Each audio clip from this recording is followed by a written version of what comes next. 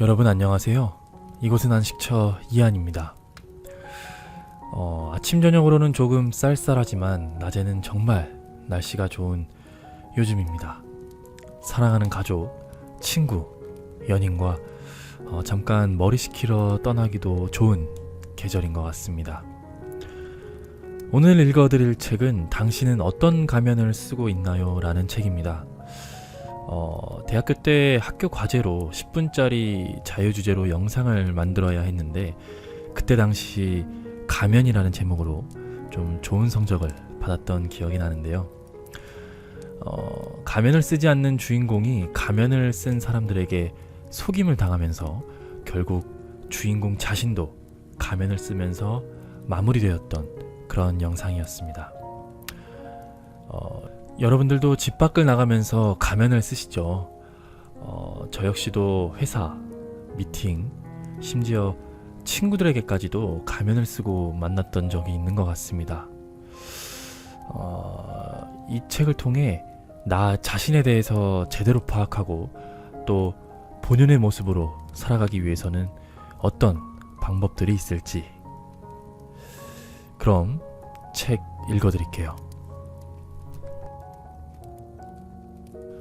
쾌활한 모습이 진짜가 아닐 수 있다. 다이는 모두가 인정하는 인싸다. 파티나 모임의 주최자가 누구든 다이만 있으면 분위기가 어떨지 걱정할 필요가 전혀 없었다. 지금까지 그녀가 속한 모임에서 분위기가 가라앉은 적은 한 번도 없었기 때문이다. 그래서인지 모임이나 파티를 빼고 그녀의 삶을 얘기하는 건 상상할 수 없는 일이다. 똑똑하다, 활발하다, 열정적이다, 유머러스하다. 주변 사람들이 그녀를 생각했을 때 떠올리는 말들이다. 그러나 무슨 이유에서인지 정작 그녀는 화려한 껍데기 안에 다른 사람과 어울리기 싫어하고 소외된 고독한 자아가 숨어있는 것처럼 느껴진다. 그래서 매번 사람들과 함께 있는 자신의 모습이 진짜가 아니라는 생각을 떨쳐내기 힘들었다. 왜 사람들을 만나고 돌아올 때마다 이렇게 지치는 걸까? 왜 늘 사람들로부터 도망치고 싶은 충동을 느낄까? 따뜻하고 열정적인 나? 차갑고 무뚝뚝한 나? 대체 어느 쪽이 진짜인 건지. 인싸, 소셜 피플이라는 별명을 얻었으면서도 그녀는 종종 이런 혼란을 겪어야 했다. 우리는 각자 서사적 자아를 가지고 있다. 서사적 자아는 우리 개인이 가지고 있는 개성, 행동, 태도, 감정, 생각 등이 모두 합쳐진 개념으로 나는 누구인가라는 질문에 답하기 위해 자신의 표현과 경험에 의미를 부여하는 것이다. 이는 개인이 스스로 자신의 삶을 이해하고 이야기를 만들어가는 과정에서 중요한 역할을 한다. 이런 자기 표현이 일정 기간 계속되면 서사적 자아를 통해 나는 누구인가에 대한 답을 쉽게 표현할 수 있지만 자기 표현이 혼란스럽고 충동적이면 나는 누구인가에 대한 답을 얻지 못하고 오히려 마음속 깊은 곳에서 자아 동일성에 대한 불안이 올라온다. 다이는 다른 사람과 함께 있을 때 자신의 모습이 가짜라고 생각한다. 어쩌다 이런 생각을 하게 됐을까? 누가 봐도 외향적이고 밝은 사람이 왜 스스로 외롭다고 느끼는 걸까? 사실 인싸들에게는 넘치는 에너지와 충만한 열정 외에도 남들이 잘 눈치채지 못하는 특징이 있다. 그들은 언제 어디서나 다른 사람의 마음을 쉽게 열고 일반 사람들이 느끼지 못하는 상대방의 감정을 잘 포착할 뿐만 아니라 대화를 나누는 상대방을 편안하게 해준다. 어떻게 보면 그들은 자기 비하에 탁월하고 자신은 특별히 원하는 게 없는 것처럼 보일 때도 있다. 자, 이제 어떤 생각이 드는가? 인싸의 화려한 후광이 아닌 숨겨진 감정 기여자 또는 감정 조력자라는 이미지가 떠오른다. 어떤 모임이든 그곳에 있는 사람들을 만족시키고 별 5개짜리 좋아요를 얻으려면 사람들의 감정을 살피고 그들의 욕구를 충족시켜야 한다. 그러니 어찌 피곤하지 않겠는가? 자신의 감정의 필요는 무시하고 다른 사람의 감정적 에너지원이 되기를 선택한 셈이다. 이것이 바로 다이가 인싸가 될 수 있었던 비결인 동시에 그녀가 외로움을 느끼고 극심한 심신의 피로를 느꼈던 이유이기도 하다. 감정에 민감한 사람들의 공통점. 그렇다고 모든 사람이 다이처럼 인싸가 될 수 있는 것은 아니다. 여기에는 감정에 민감하게 반응하는 타고난 재기능이 있어야 한다. 그녀는 아주 어렸을 때부터 자신에게 타고난 재능이 있다는 사실을 깨달았다. 예를 들어 수업 시간에 선생님이 화를 낼 타이밍을 누구보다 빠르게 예리하게 예측했고, 쉬는 시간이나 친구들과 놀 때 눈빛만으로 누가 자신과 놀고 싶어 하는지 알아차렸다. 우리는 다이처럼 감정에 민감한 사람들을 종종 만날 것이다. 이럴 때 그들에게는 다음과 같은 공통점이 있다는 걸 염두에 두자. 첫째, 공감 능력이 매우 뛰어나다. 책을 읽거나 영화, 드라마를 볼 때 그들은 너무 쉽게 몰입해서 작품 속 인물의 운명에 따라 감정이 요동치곤 한다. 다른 사람의 감정을 잘 이해하기 때문에 주위 사람들이 기꺼이 마음을 터놓는다. 둘째, 디테일을 관찰하는 능력이 매우 뛰어나다. 그들조차도 왜 다른 사람들이 눈치채지 못하는 디테일을 항상 예민하게 포착하고 자기도 모르게 분석하고 그것도 모자라 생산적인 피드백까지 하려는지 잘 모른다. 셋째, 습관적으로 자신을 낮추고 다른 사람에게 양보한다. 그들은 다른 사람의 감정을 잘 느낄 뿐만 아니라 그 감정을 이해할 줄도 알기 때문에 종종 다른 사람의 감정을 돌보기 위해 자신을 낮추기도 한다. 다른 사람들의 감정에 민감한 이유. 감정에 민감한 사람들의 이러한 기질은 어떻게 형성되는 것일까? 여러 사람들의 감정적 민감함은 유전적 요인 때문일 수도 있다.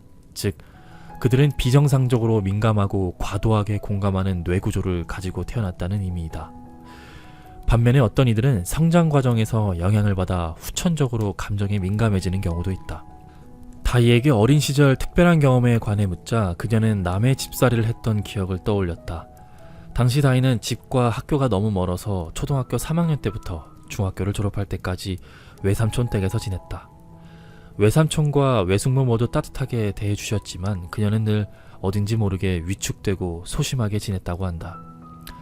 혹시라도 외삼촌 부부가 그녀를 싫어하지 않을까 걱정이 됐고 괜한 폐를 끼치는 것 같아 마음이 불편했다. 그래서 너무 많이 먹지 않으려고 일부러 식욕을 조절했고 항상 숙제를 빨리 마치고 외숙모의 집안일을 도왔다. 또한 좋아하는 간식이 있어도 마음껏 먹지 못하고 사촌 동생을 위해 남겨두곤 했다. 그때부터 다이는 다른 사람의 감정 변화에 매우 민감하게 반응하기 시작했다. 비록 외삼촌 댁이라 해도 남의 집에서 지내는 환경이라 늘 안정감을 주지 못했다. 이런 환경에서 그녀는 자신을 불안한 상태에 밀어넣었다. 이런 불안함에 대처하기 위해서는 주변 환경의 변화에 민감하게 반응해야만 했다. 그래야 자신이 상처받는 일이 없기 때문이다. 물론 외삼촌 부부가 그녀에게 해코지하거나 상처를 줄 리는 없지만 어린 10대 소녀에게 자신이 반갑지 않은, 환영받지 못한 존재일 수 있다는 가능성 자체가 이미 감당하기 힘든 상처다. 그녀의 민감함은 자기를 보호하는 하나의 수단이 된 셈이다. 안정감이 부족한 환경뿐만 아니라 비판적 환경에서 자란 아이도 감정적으로 민감한 경향이 있다. 이런 환경의 부모는 평소에도 칭찬에 인색한 편인데 아이가 잘못을 저지르면 바로 아이를 혼내곤 한다. 아이가 부모의 기대와 요구에 부응하지 못하면 아주 심하게 혼내거나 실망감에 잔소리를 늘어놓아 아이가 나는 정말 나쁜 사람이야 라고 생각하게 만든다. 부모의 부정적 판단으로 인해 아이는 자신에 대한 부정적 평가를 내재화하고 나는 정말 나쁜 사람이야 라는 생각에서 벗어나기 위해 유난히 예민해지고 부모의 감정 변화에 따라 최대한 맞춰 안정시키려고 한다. 부모의 기분이 좋고 기뻐야만 나는 좋은 사람이야 라고 생각할 수 있기 때문이다. 이런 아이는 성인이 된 후에도 상대방이 좋은 감정 상태에 있도록 여전히 다른 사람의 비위를 맞추기 위해 애쓴다. 마음 깊은 곳에 박힌 두려움. 다이는 자신이 감정적으로 예민하게 반응하는 원인을 파악하자 새로운 의문이 들었다. 많이 지치지 않는 선에서 인싸가 되는 방법이 있을까? 어쩌면 이 질문에 대한 답은 그녀가 오랜 시간을 들여서 찾아야 할지도 모르겠다. 그리고 그 전에 확실하게 짚고 넘어가야 할 문제는 왜 꼭 인싸가 되어야 하는가? 되지 않으면 안 되는가? 이다. 이 질문에 대해 그녀는 별 생각 없이 대답했다. 당연히 안 되죠. 왜 안 되느냐는 질문에 그녀는 한참을 고민하다가 입을 열었다. 인싸가 되지 못한다는 것은 그만큼 친구가 없다는 말이고 그만큼 사람들이 나를 원하지 않는다는 뜻이잖아요. 그럼 가치가 없는 사람이나 마찬가지니까 절대 그럴 수는 없어요. 다시 말해서 그녀가 받아들일 수 없는 것은 인싸가 되지 못하는 것이 아니라 다른 사람들이 필요로 하지 않는 가치 없는 사람이 되는 것이다. 그녀를 사람들 속으로 몰아넣는 원동력은 다름 아닌 마음 깊은 곳에 뿌리 박힌 두려움이었다. 우리는 두려움을 느낄 때 자연스럽게 타협하고 양보하며 다른 사람의 감정에 과도하게 휘말리고 좋은 사람이 되기 위해 억지로 밀어붙인다. 그러면 결국 몸도 마음도 버티지 못하고 지치고 만다. 잘못된 인식을 바로잡다. 다른 사람과의 교제에서 지치지 않고 자유로우려면 두려움부터 내려놓아야 한다. 그러나 두려움을 내려놓기 위해선 매우 안정적이고 강인한 핵심 자아를 가지고 있어야 하므로 말처럼 쉽지는 않다.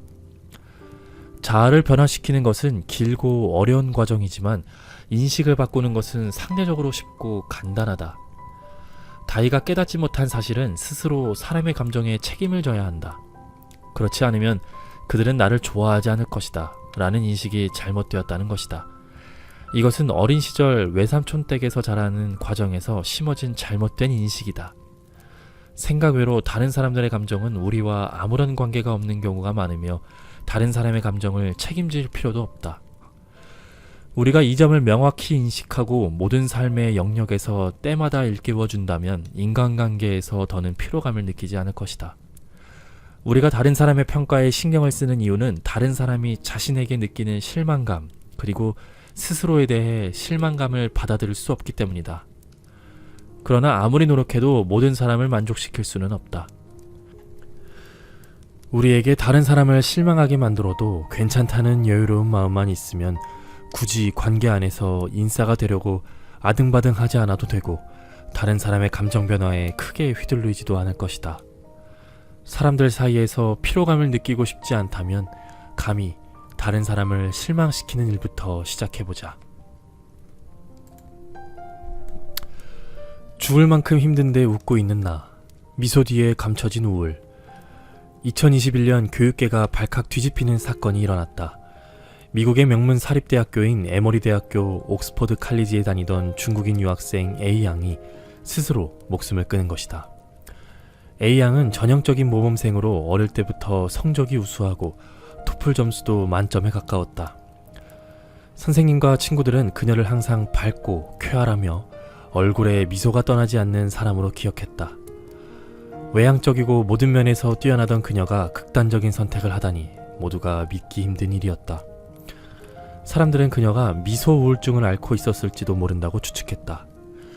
미소 우울증은 비전형성 우울증의 한 형태로 이 우울증을 겪는 사람들 대부분이 다른 사람들 앞에서는 유쾌하고 심지어 유머 감각까지 갖춘 것처럼 보이지만 행복하고 낙천적인 가면 뒤에는 낮은 자존감과 심한 경우 절망감으로 가득 차 있다. 친구들 앞에서는 무척이나 행복하고 만족스러운 척하지만 혼자 있을 때는 늘 불안하고 고통스러워한다. 최근 몇 년간 평소 밝고 긍정적이던 유명인들이 극단적인 선택을 한 뉴스가 심심찮게 나왔다. 미소우울증은 이미 우리 곁에 숨어들어 호시탐탐 우리를 무너뜨릴 기회를 노리고 있다. 평소 습관적으로 나는 괜찮아 라고 입버릇처럼 말하는 사람들은 주의해야 한다. 의도적으로 숨긴 모든 부정적 감정이 상상 이상으로 자신에게 영향을 미칠 수 있다. 처음에는 불면증이나 무기력증 등 단순히 신체적인 불편함을 느끼는 수준이지만 계속 누적되다 보면 결국 절망의 구렁텅이로 내몰린다. 괜찮은 척 살아가는 사람들. 주위를 둘러보면 누구와도 대화가 척척 통하고 좋은 관계를 유지하는 사람들이 있다. 이들은 직장에서도 잘 나가고 연애 전선에도 아무 이상이 없다. 요즘 말로 될 놈 되레의 표본이 아닐까 싶을 정도로 늘 주위 사람들의 부러움을 받는다. 그들의 얼굴에는 항상 미소가 떠나지 않고 자신의 삶도 잘 유지할 뿐만 아니라 종종 다른 사람의 질문에 명쾌한 답을 내려 상담가 역할을 자처한다. 하지만 막상 그들과 사적으로 가까워지면 그들도 인간관계의 위기와 감정적 침체기, 경제적 어려움을 겪는 등 우리와 별반 다르지 않게 인생의 여러 고달픈 문제로 씨름하고 있다는 사실을 알게 된다. 그런데도 모든 것을 숨긴 채 나는 괜찮아, 나는 잘 지내고 있어라는 허상을 만들어낸 것이다.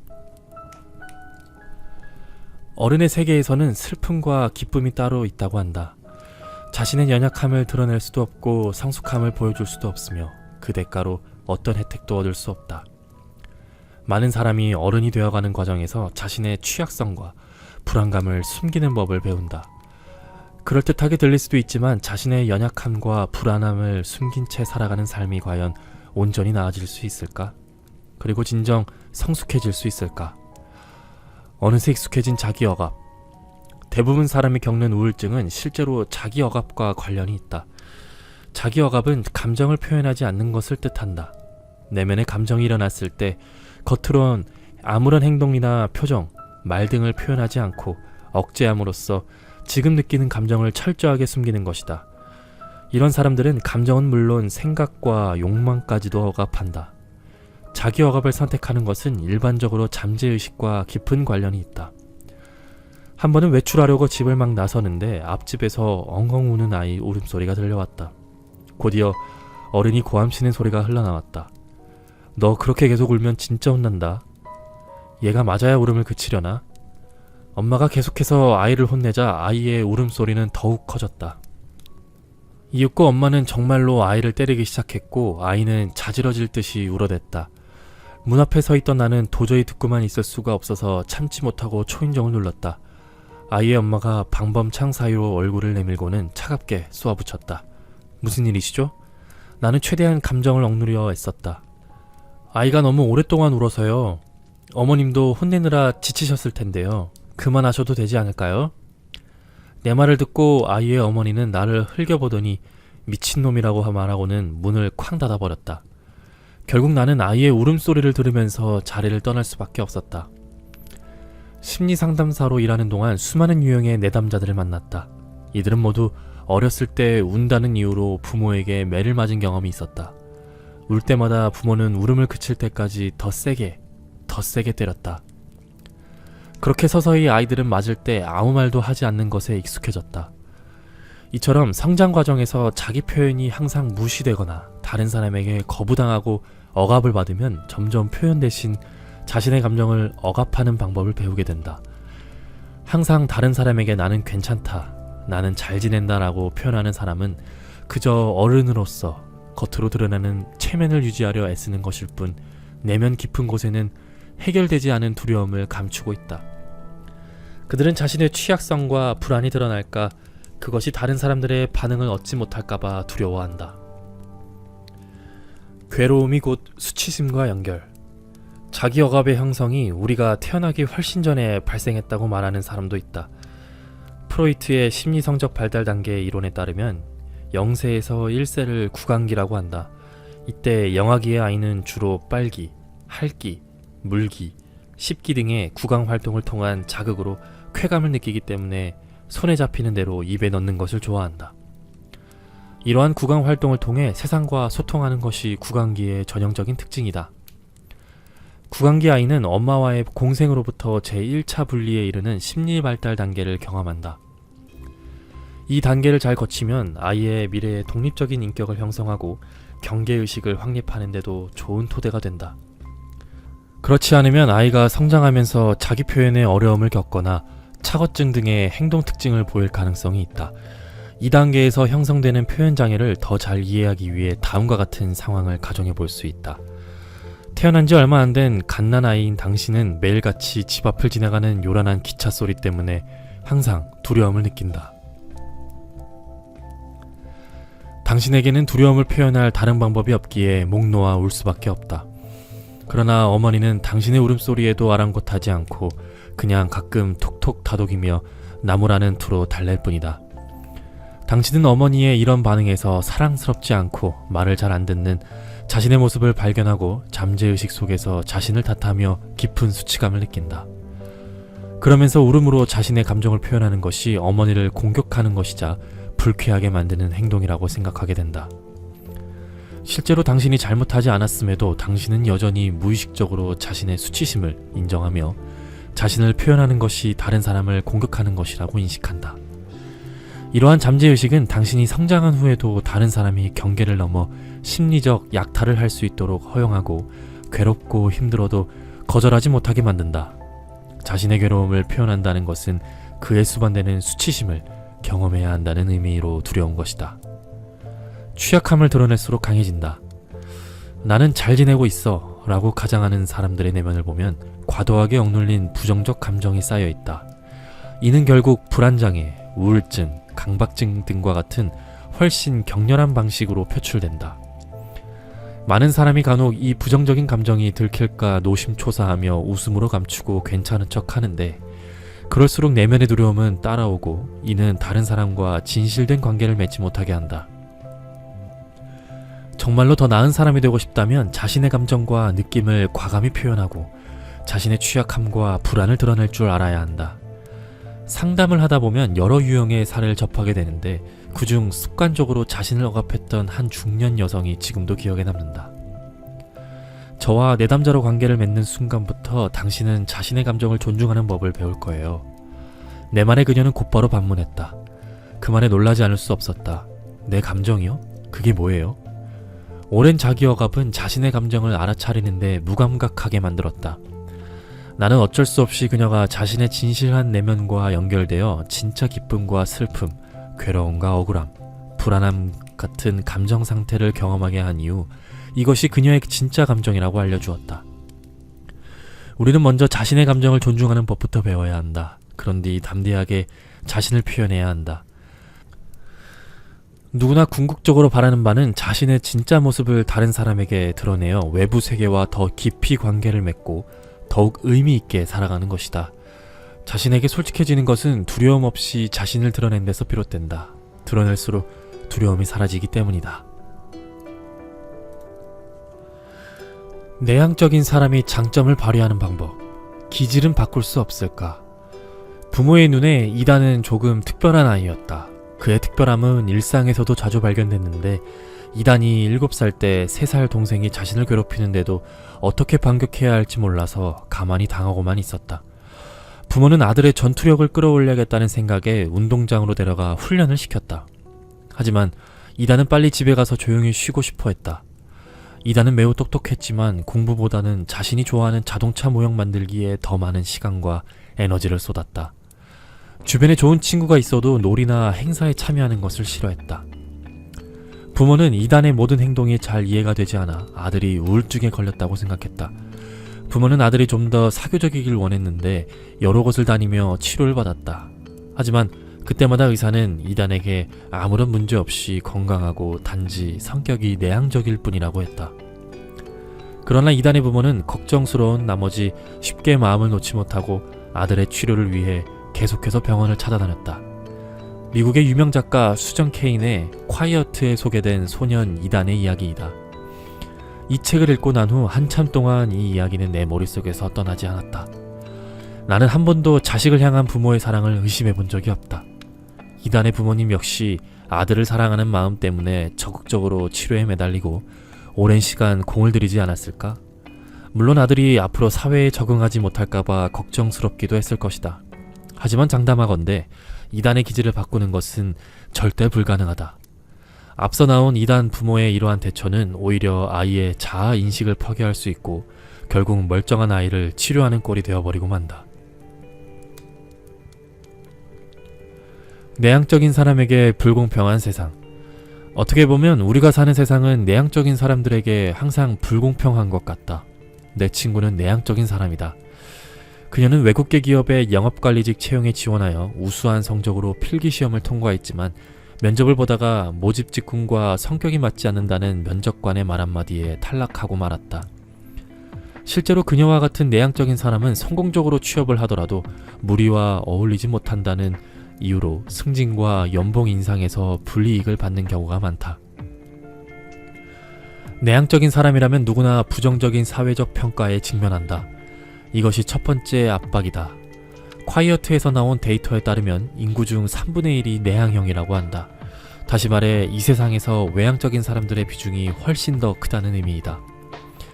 내향적인 사람이 소수자 집단이 되면 자신에 대한 외부의 정의를 받아들일 수밖에 없다. 외향적인 사람보다 내향적인 사람은 무리에 잘 어울리지 못한다. 독특하다. 친구가 없다. 심지어 심리 상태가 정상이 아닌 것 같다 등과 같은 평가를 많이 받는다. 이러한 부정적 꼬리표는 내향적인 사람들을 괴롭히고 그들에게 큰 압박을 가하는 동시에 자기 개발을 이룰 많은 기회를 놓치게 한다. 사회의 부정적 평가에 따라 내향적인 사람의 자아 정체성도 흔들릴 수 있다. 그들은 자신에게 정말 문제가 있다고 생각하고 내향적인 성격이 자신의 성격적 결함이라고 여긴다. 이런 이유로 그들은 외향적인 사람을 부러워하고 자신에게 자기 개발의 기회가 없는 것이 정상이라고 생각한다. 심지어 내향성이 자신의 치명적 약점이라고 여긴다. 조용하면서 강한 내향적인 사람. 1975년 3월 5일 차가운 비가 추적추적 내리던 밤 미국 캘리포니아주의 멜로파크에 있는 차고에서 고든 프렌치를 주축으로 컴퓨터를 좋아하는 32명이 모여 처음으로 홈브루 컴퓨터 클럽을 시작했다. 그 당시 컴퓨터는 접속이 불안정하고 크기도 어마어마해서 대학이나 기업에서나 구입할 수 있었다. 그래서 가정마다 컴퓨터를 보급해야 한다는 그들의 생각이 현실로 이루어지는 것은 결코 쉬운 일이 아니었다. 그때 HP사에 다니는 24세의 컴퓨터 디자이너가 차고로 들어왔다. 그는 자리를 찾아서 컴퓨터에 관한 최신 소식을 가만히 듣고만 있었다. 3살 때부터 전자기기에 푹 빠져 살던 그는 11살 때 가정에서 사용할 수 있는 작고 편리한 컴퓨터를 만들고 싶다는 꿈을 꾸었다. 그는 모임에 참여하게 돼서 매우 기쁘고 흥분됐지만 너무 숫기가 없어서 누구에게도 말을 걸거나 하지는 않았다. 3개월 뒤에 그는 도화지에 자신의 설계도를 그렸고 10개월 뒤 스티브 잡스와 함께 위대한 애플을 공동 창업했다. 그가 바로 우리에게 잘 알려져 있는 스티브 워즈니악이다. 캘리포니아 대학교 버클리에서 창의력의 본질에 관한 연구를 진행한 적이 있다. 당시 연구진은 건축학자와 수학자, 엔지니어, 과학자, 작가 등 각 분야에서 뛰어난 엘리트들의 목록을 만들었다. 연구진은 이들을 버클리로 초대하여 성격 테스트를 진행했다. 그런 다음 이들보다 업적은 뛰어나지 않지만 동일한 분야에 있는 사람들을 찾아 똑같은 테스트를 진행했다. 테스트 결과 창의력이 높은 사람들은 사회적으로 내향적인 성향을 보이는 편이며 사회적 능력이 있지만 충분히 사회화되거나 사회적 활동에 참여하려는 열망은 약한 것으로 나타났다. 스티브 버지니악은 그의 회고록에서 원대한 창의력을 성취하고 싶은 어린이들을 위해 조언을 아끼지 않았다. 계속 혼자서 뭐든 해보세요. 위원회나 그룹 안에 머물러 있지 말고 혼자 해보면 혁신적인 제품과 기술을 설계하고 개발할 가능성이 훨씬 커져요. 실제로 워지니악뿐만 아니라 페이스북의 창업자 마커 저크버그와 마이크로소프트 창업자 빌 게이츠, 투자의 대가 워런 버핏도 공개석상에서 내향적인 성격이어서 사교적 활동보다 혼자 생각하거나 독서를 하면서 시간을 보내는 것을 선호한다고 했다. 버클리에서 진행한 연구와 우리가 사는 현실 모두 내향적인 사람은 쓸모없는 사람이 아니라는 것을 보여준다. 오히려 내향적인 사람이 자신의 성격적 장점을 최대한 발휘한다면 더 눈부신 성과를 낼 수 있을지도 모른다. 시끄러운 세상에서 내향적인 사람이 사는 법. 비록 많은 연구 결과와 데이터가 내향적인 사람에게 불안해할 필요가 없다고 말하지만 실제로 대부분의 내향적인 사람들은 여전히 다양한 오해와 압박을 감당해야 한다. 그렇다면 내향적인 사람은 어떻게 자신의 이런 성격적 장점을 제대로 발휘하고 환경에 잘 적응할 수 있을까? 또 어떻게 자신의 발전에 걸림돌이 되지 않을 수 있을까? 성격을 바꾸려고 하지 마라. 매사추세츠 종합병원 내 마르티노스 생체영상센터의 정신병리학 연구소 소장인 칼 슈워츠의 못난 성격을 바꿀 수 있을까에 관해 연구했다. 그는 우리 성격을 개조할 수 있지만 그것도 어느 정도까지다.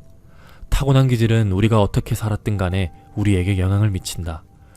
우리라는 존재의 상당 부분은 유전자, 두뇌, 신경계에 따라 정해진다라고 말했다. 수전 K는 이를 고무줄 이론으로 설명한다. 탄성이 강한 고무줄은 얼마든지 늘릴 수 있지만 분명 한계는 존재한다는 것이다. 칼 슈워츠는 실험을 통해 내향적인 사람은 대뇌 피질과 편도체가 외부 정보에 더 민감해서 스트레스가 높은 그룹에 속하기 때문에 내향적이라는 사실을 발견했다. 그래서 내향적인 사람은 주변에 사람이 몰리면 더 피곤함을 느끼는 것이다. 비록 우리의 내향적인 성격은 생물학적 영향을 받지만 그 사람의 자유의지도 무시할 수는 없다. 실험에 따르면 내향적인 사람은 특정한 목적이나 필요에 따라 외향적인 사람의 일부 기술을 학습을 통해 완전히 습득해 환경에 더 잘 융화될 수 있다고 한다. 그러나 빌 게이츠가 아무리 사교 기술을 갈고 닦는다고 해도 빌 클린턴이 될 수는 없고 빌 클린턴이 혼자 컴퓨터를 아무리 많이 한다고 해도 빌 게이츠가 될 수는 없다. 그러므로 우리는 성격을 바꿀 수도 없고 바꿀 필요도 없다. 성격에 맞는 직업을 선택해라. 우리는 자신의 성격에 맞는 직업이나 역할, 환경에서 더 나은 발전을 이룰 수 있다. 콰이어트를 보면 내향적인 사람이 더 창의적이고 혼자 작업하고 깊이 사고하는 데 익숙하며 오래 기억하는 것을 잘한다. 인간관계에서는 1대1 교제를 더 선호하고 심도 있는 아이디어를 주고받는 것을 좋아한다는 사실을 알 수 있다. 내향적인 사람이 가진 이러한 특징은 고도의 집중력이 필요한 글쓰기와 디자인, 편집, 작업이나 깊은 관계가 바탕이 되는 상담 등의 분야에 유리하다. 이들의 장점이 해당 업무에 필요한 역량과 일치할 때 훨씬 쉽게 눈에 보이는 성과를 낼 수 있다. 물론 강연이나 판매와 같은 직업이 내향적인 사람에게 적합하지 않다는 것은 아니다. 그들이 자신의 장점을 발휘할 줄 알고 다른 방식으로 일을 해나간다면 이 역시도 충분히 잘 해낼 것이다. 강연 전에 원고를 꼼꼼히 준비하면 실전에서 긴장을 덜할 수 있고 상품을 판매할 때 고객을 진심으로 대한다면 업무가 훨씬 수월해질 것이다. 자신의 성격을 온전히 느끼고 자신의 가치를 인정하라. 내향적인 사람은 진심으로 자신의 성격을 있는 그대로 인정해야만 세상이 붙인 부정적 꼬리표를 대담하게 떼어버릴 수 있다. 또한 더 이상 다른 사람에게 자신을 증명하지 않고 당당하게 자신의 요구를 표현할 수 있다. 그뿐만이 아니라 자신의 이익을 추구하고 진정한 나로 거듭나 그야말로 찬란한 인생을 살 수 있다. 지금까지 얼마나 많은 내향적인 사람들이 이 세상에 수많은 귀중한 재산을 남겨주었는가. 반 고흐의 그림과 엘리엇의 시, 베토벤의 음악, 그리고 아인슈타인의 물리학 이론까지. 이래도 내향적인 성격이 가치가 없다고 생각하는가. 치명적인 감정, 병적 수치심을 없애는 방법. 나를 갉아먹는 소심함과 자기의심. 상황 1. 은혜는 아침에 출근할 때 엘리베이터 입구에서 우연히 직속상관과 마주쳤다. 먼저 인사를 해야 할지 말지 망설이다가 인파에 휩쓸려 엘리베이터 구석으로 밀려 들어갔다. 대신 먼저 인사를 하지 않은 것이 마음에 걸려서 엘리베이터를 내리기 전까지 마음이 불편했다. 상황 2. 책상에 앉아서 일하던 은혜는 우연히 대각선 쪽에 앉은 동료 2명이 웃으면서 무언가를 의논하는 것을 보고 무의식적으로 고개를 숙여서 옷차림을 확인했다. 그녀는 항상 그런 대화들이 자신을 놀리거나 비우는 거라고 느끼곤 했다. 상황 3. 대표가 은혜를 사무실로 불러서 어제 제출한 보고서에 오류가 있다고 지적했다. 그녀는 자신이 제대로 하는 게 아무것도 없는 것 같고 쓸모없는 사람이란 생각에 자기의심에 빠졌다. 그리고 혹시라도 대표가 자신에게 실망하진 않았을지, 앞으로 일을 계속 할 수 있을지 온갖 걱정이 꼬리를 물고 밀려왔다. 위 3가지 상황은 은혜의 직장 내 일상이다. 그녀는 왠지 모르게 늘 일하면서 사소한 일로 하루 종일 불안해 좌불안석이라곤 했다. 불안에 숨어있는 병적인 수치심. 은혜의 불안은 수치심과 관련이 있다.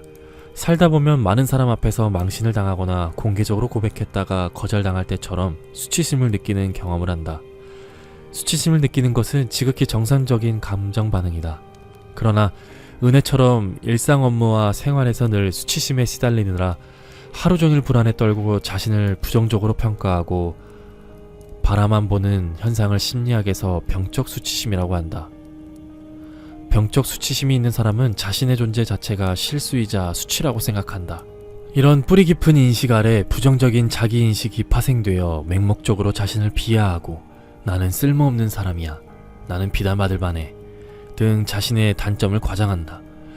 또한 이들은 모든 면에서 항상 자신을 부정한다. 남들이 보기에는 장점이 많고 충분히 빛나는 사람임에도 불구하고 습관적으로 자신을 부정하고 자신의 장점을 무시하며 단점에만 집중한다. 때로는 환경에 잘 적응하기 위해 최대한 자신있게 보이려고 노력하지만 내면의 불안함을 감추지 못한다. 사실 자신을 부정하는 것은 존재의 경계, 즉 자신의 존재를 인식하는 능력을 상실했다는 의미이다.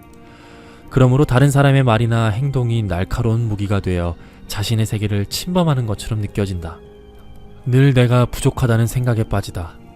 프로이트의 성격구조 이론에 따르면 완전한 성격구조를 원초아와 자아, 초자아 등 세 부분으로 구분한다. 원초아는 본능적인 갈망과 욕망의 지배를 받고 쾌락을 추구하며 현실을 고려하지 않고 오직 욕망 충족에 집중한다. 초자아는 도덕의 지배를 받고 이상을 추구하며 자아의 표본을 통해 행동 기준을 정한다. 자아는 현실을 직시하고 현실을 추구하며 원초아와 초자아의 요구를 조정함으로써 둘 다 만족시키는 역할을 한다. 병적 수치심이 있는 사람은 자아가 약하기 때문에 항상 자신의 부족함을 민감하게 느낀다. 살면서 겪을 모든 좌절에 대처하기 위해 그들은 매우 이상적인 초자아를 발달시켜 자신이 완벽하고 전능하다는 환상을 뽐는다. 마치 심연에 갇힌 사람의 자아가 난 망했어, 여기서 절대 벗어날 수 없을 거야 라고 외치는 것 같지만 그의 초자아는 당신은 신처럼 위대하니까 모든 고난을 뛰어넘을 수 있어 라고 외치는 것이다. 병적 수치심이 있는 사람들은 끊임없이 자신을 부정하면서 동시에 완벽한 자아에 대한 욕구를 강화한다. 그들은 완벽하지 않으면 영원히 수치심에서 빠져나올 수 없다고 생각한다. 그러나 완벽을 추구할수록 단점을 발견하게 되고 이로 인해 자신에 대한 부정과 공격은 더욱 강화된다. 이런 모순되고 병적인 성격은 그들을 늘 무력감과 절망으로 밀어넣는다. 수치심 회복 탄력성 키우기. 병적 수치심에서 벗어나려면 어떻게 해야 할까? 먼저 자기만의 존재의 경계를 세워 근본적으로 자기 존재의 합리성을 인정해야 한다. 우리는 나약할 때가 많고 할 수 없는 일이 많고 남보다 못한 부분이 많다는 것을 잘 알고 있다. 하지만 이 모든 것은 상관없다. 우리는 여전히 우리만의 고유한 가치를 가지고 있기 때문이다. 이스라엘 작가 유발 하라리는 저서 사피엔스에서 아주 흥미로운 관점을 제기했다. 그는 호모 사피엔스가 진화에서 승리하고 마침내 먹이사슬의 정점에 설 수 있었던 이유는 이야기하는 능력, 즉 스토리텔링 능력과 불가분의 관계가 있다고 했다. 인류의 발전 역사와 마찬가지로 개인의 자기개발 역사도 이야기 속에서 구축되어 있다. 부정적인 자기인식은 머릿속에서 자신을 위해 만들어진 이야기이며 일단 그 이야기를 인정하면 자기 부정과 자기 비하 속에서 계속 발전하다가 결국에는 불행과 부정적인 삶을 살게 된다. 이제 자신의 머릿속에 있는 이야기를 다시 써야 인생을 바꿀 수 있다. 하지만 결코 쉬운 일은 아니다. 다른 사람이 정한 원죄, 즉 자신이 나쁘다고 생각하는 것, 자신에게 붙인 부정적 꼬리표에 내 잘못이 아니야 라고 자신에게 말하며 원죄에서 벗어나야 하기 때문이다. 더는 자신을 공격하지 않을 때 비로소 자기만의 새로운 이야기를 쓰고 새로운 인생을 온전히 받아들일 수 있다. 습관적으로 좋아요라고 말하는 심리, 공격적인 행동인 듯 아닌 듯 수동적 공격. 수지는 인간관계에 어려움이 있어 상담실을 찾았다. 그녀는 회사에서 좋은 사람 탑3 안에 든다고 했다.